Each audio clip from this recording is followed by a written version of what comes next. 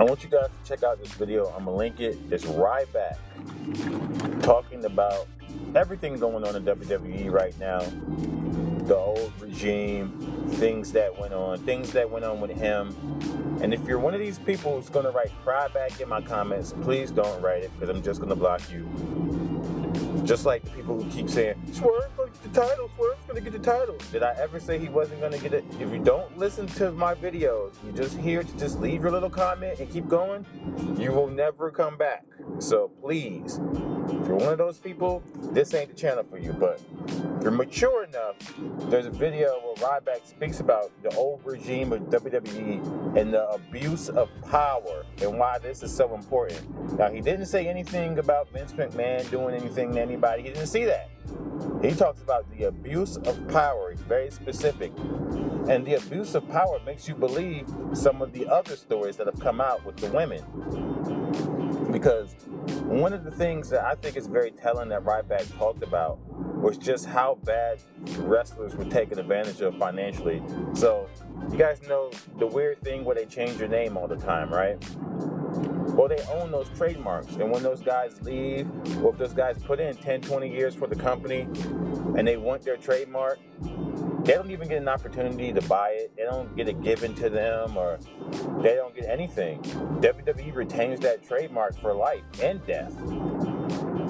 Ryback said he had to spend hundreds of thousands of dollars in court fighting to get his trademark to get Ryback.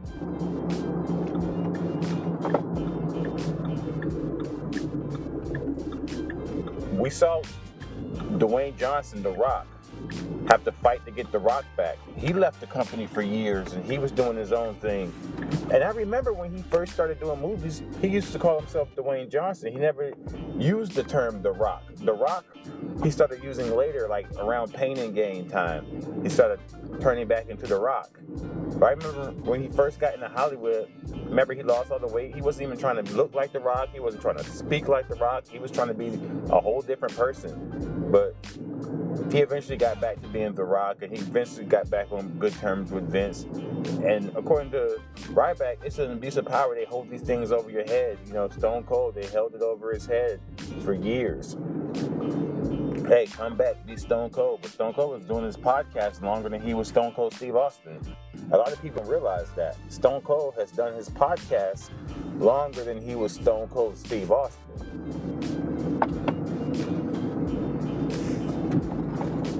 And they hold these trademarks. Another thing Ryback talked about was the old regime and how everybody wasn't doing stuff, but people knew stuff. And he was saying, like, you could tell by just how uncomfortable certain people. This is what I tell people. Ryback ain't lying. He was in them rooms. He was not those rooms, but you know what I mean. He had creative meetings with these people. He had to talk about, all right, what am I going to be doing tonight? He caught the vibe of the room. He caught the vibe of these people. He could tell when things were off. He could tell when something weird was going on. He could tell when people weren't living right.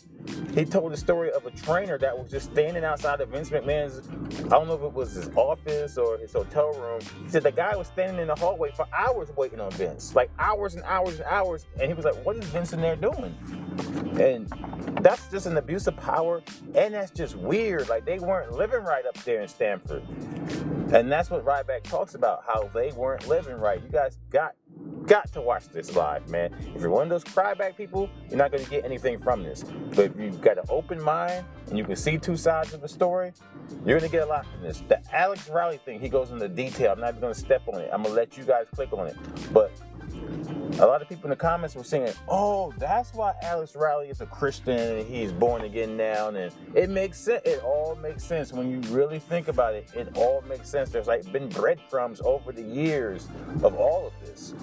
So hopefully one day, you know what? I'm not going to say hopefully one day, because it is going to come out. Everything is going to come out. And see, I don't want to say too much because I ain't about to go to court, bro. I ain't got the type of money to fight WWE lawyers or Vince McMahon lawyers. But I will say this. If only a little piece of what Ryback is talking about is true with the abuse of power and how they ran a company back in the day, it is obvious. It's obvious things were going on. It's obvious people weren't living right up in them Stanford offices.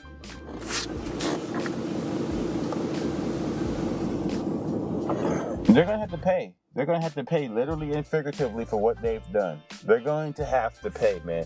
It was very interesting, all the abuse of power and the things of that nature, and how just this one regime, Vince, Pritchard, Dunn, Laurinaitis, Levick, Stephanie, how that regime, how they weren't living right, bro. That's the best way for me to put it. They were not living right. And it's great to hear these stories because it gives us a little more insight on what was going on in those offices behind the curtains and the rampant abuse of power by not only Vince, but other people, top guys.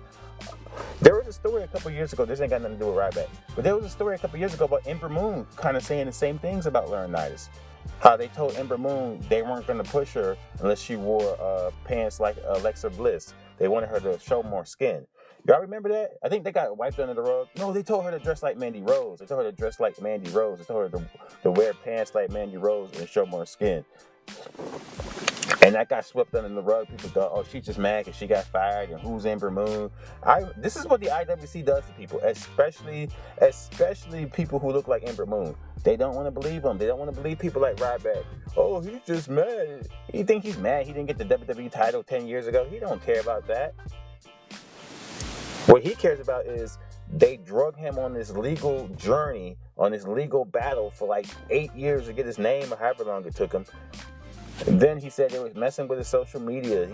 He talks about how they put out fake stories through all their little dirt sheets. And I believe that. I believe they do talk to these dirt sheet guys. There's no way these guys are always right. We talk about it all the time up here. The tail wags the dog now. I believe that these dirt sheets, these websites, these blogs, they're right arm in arm with Tony Khan and right arm in arm with Triple H and creative. They are. Creatively, they're clearly arm in arm with these people creatively. So we can only imagine they want to bury you and put fake stories out on you. We can only imagine what they're doing to people. But he also said something good too. I'm going to close with this. Ryback talked about the future of wrestling and how it's so good that AEW is here. Now, I think AEW's creative is trash. It's just Tony Khan playing with his toy wrestlers. And Tony Khan, that's his money. I mean, that's really his daddy's money, but that's the money his father has given him. That's his inheritance. He's allowed to spend the money on whoever he wants to spend it. If he wants to spend his money on Will Ospreay, he can spend his money on Will Ospreay. It's nowhere for me to overstep and judge that. But my whole thing is the Okada contract. He got like, 3 billion yen, which works out to like $13 million or something like that over the course of 3 years. So he's making a little bit over $4 million a year. The fact that that contract is public,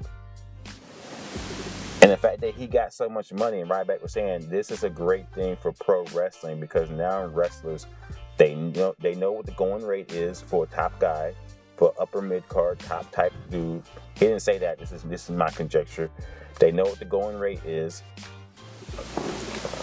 and it just shows you can get treated better. You can get treated better and paid well. You don't have to be up under the WWE.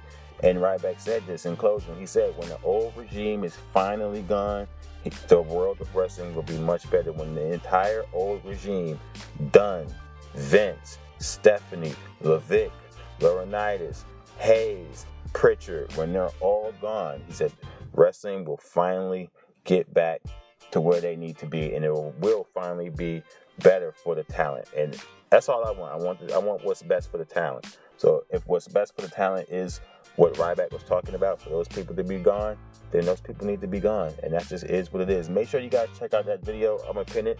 I'm going to put it in the comments.